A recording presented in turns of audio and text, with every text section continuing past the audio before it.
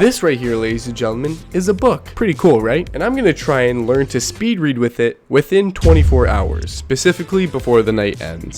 The one book that I'll be trying out has roughly 150 pages in it, but before we start, you gotta do some research. Since I only have a day to record and also learn how to speed read, I quickly clicked on the first two videos that caught my attention. May I welcome you, Elizabeth Filips and Timothy Ferris. These two lovely people are going to help me become the best speed reader ever. So I made sure to take my notes properly and identify key methods that they pointed out. So I decided to watch Elizabeth Filips first. But the things she had to say about speed reading kinda scared me, I'm not gonna lie. And yes, this is me in the future. I'm sleep deprived. Don't speed read books back to back because it will literally fry out your brain. But yeah, do it at small periods at a time. Wow, Elizabeth, that was actually very helpful. I recorded probably 5 or 6 methods that Elizabeth supplied for me. I didn't think speed reading could get so deep, but damn! And now that we got the intel from Elizabeth, let's see what Tim has to say. Greetings, folks. Tim Ferris here, author of 4 Hour Work Week, Tools of Titans, etc. I think a lot about. Wait, what? Tim Ferris here, author of 4 Hour Work Week, Tools of. Yo, I'm literally watching a video on how to speed read his own book. After watching 20 minutes worth of speed reading videos, we're gonna try the tips I learned on Timothy Ferris's book. Psych! We might actually have to go with this book. One thing that both Timothy and Elizabeth said is how bad it was to have bullet points or pictures in the books because you get distracted easily. And while this book has very small font, these two books have probably more pictures and bullet points than actual standardized text. I'm sorry, Timothy. I really wish I could use your book for this video, but that's on you, man. You put too many pictures and bullet points in there, so that's not my fault. From what I got from the 2 videos that I watched, these are the most important methods that I have to apply. Bigger text. Rule number 1, broken. Number 2, use your peripheral vision. So say you split the page into thirds, you would only read the middle section and use your peripheral to read the outer sides. The way Tim Ferris actually used this method was literally drawing 2 pen marks from either side of the page and then continuously narrowing it down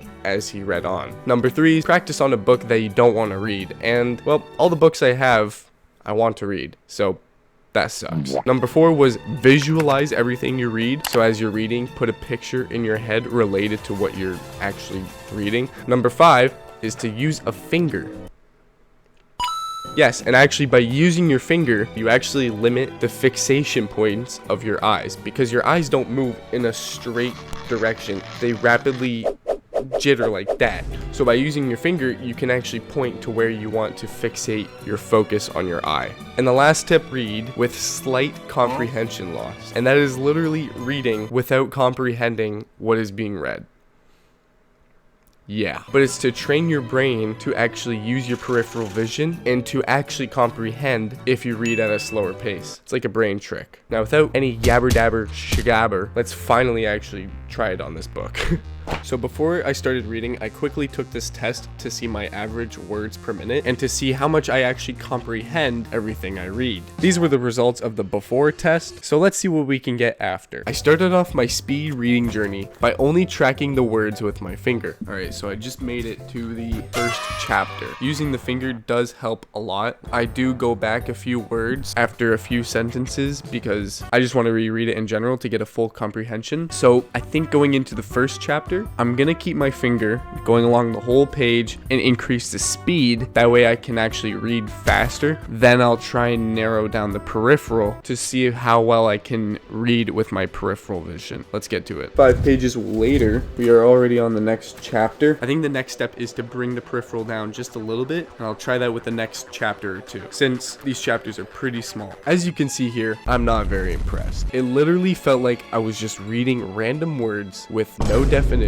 no meaning, just reading words on a paper. But as I continue to read with both the finger technique and the peripheral vision technique, I think you could just see how happy and confident I get when I finally get it. Okay, it's actually so weird how that works. I'm not gonna lie, the first few pages I was really struggling. I started to do it more and I thought of Elizabeth's key point that she made in her video, and she said specifically, do not care if you are not comprehending as much because that is is the point. And as soon as I kind of like understood that and started to read, I actually noticed my peripheral picking up those words and just automatically mostly comprehending them. I'm gonna keep excluding only one word on each side for maybe the next chapter, just so I get more used to it. But guys, it's actually so cool how this is working.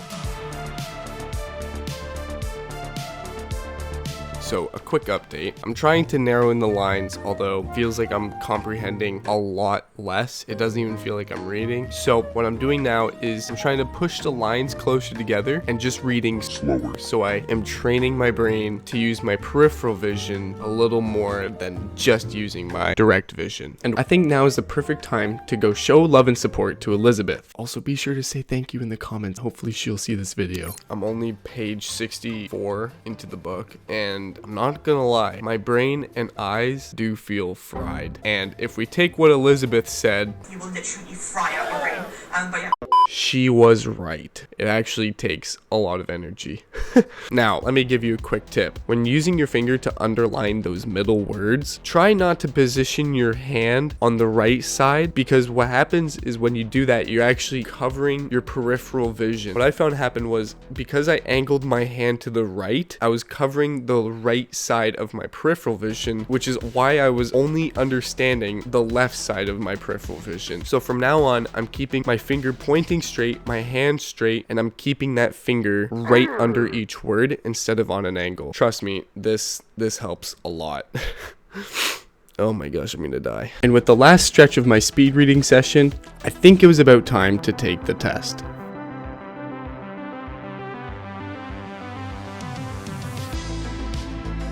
470?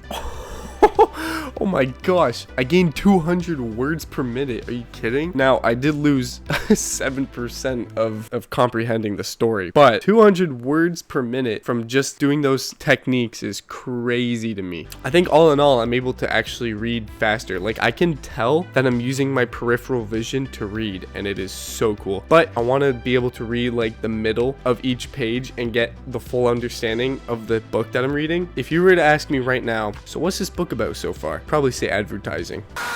Not gonna lie, I actually think these techniques work, and I think the most important one, or the most like game changer, is using your peripheral vision. If I master that, I'm sure I could read and comprehend way faster. So now that you know how to speed read, you can click on my video here to see how you can make it enjoyable. But without anything else further being said, I'll see you in the next one. Goodbye.